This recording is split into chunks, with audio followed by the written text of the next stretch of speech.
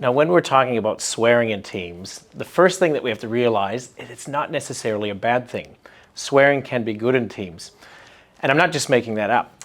There's research that has proven that swearing can make people stronger. It can increase their pain thresholds, and it can also increase trust in teams.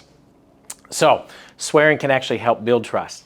Now, the one thing that I've learned in leadership teams from 20 years working across Canada, Africa, and Australia, and doing research for 12 months when I wrote Teams That Swear, is that when it comes to teams that swear by each other instead of about each other, there are two capabilities that stand out that will help them do this.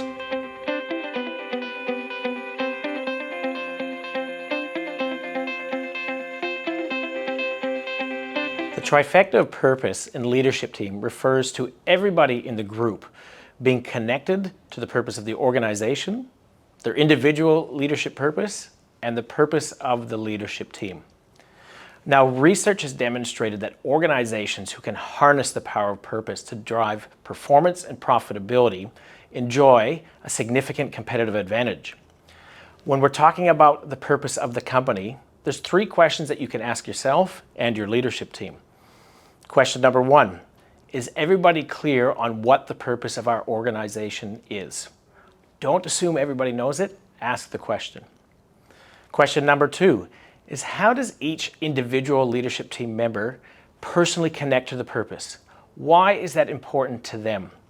It'll give you great insight to what motivates your leadership team, and it allows them to understand why they come to work and put in what they do.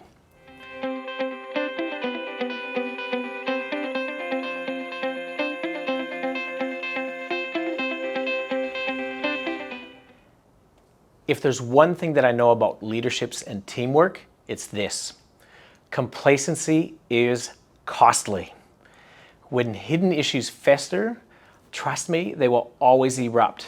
And when they do, it's never pretty.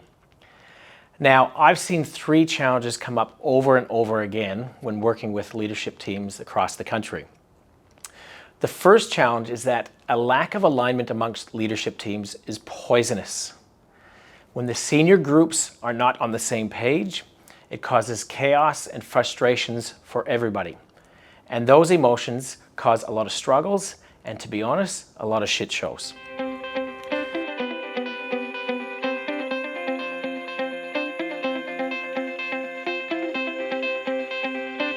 When it comes to how leadership teams work together, we know that relationships matter most. And one of the key components to creating mature relationships is conflict. Now, the reality is conflict is inevitable, even with those that we love.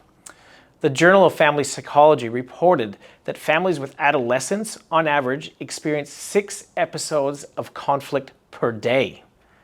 Those of you with kids know what I'm talking about. Conflict is often seen as bad, and the reality is it can be terrible. When it comes to unproductive conflict in leadership teams, everybody will be aware of the unofficial battle, even if you don't think they know about it.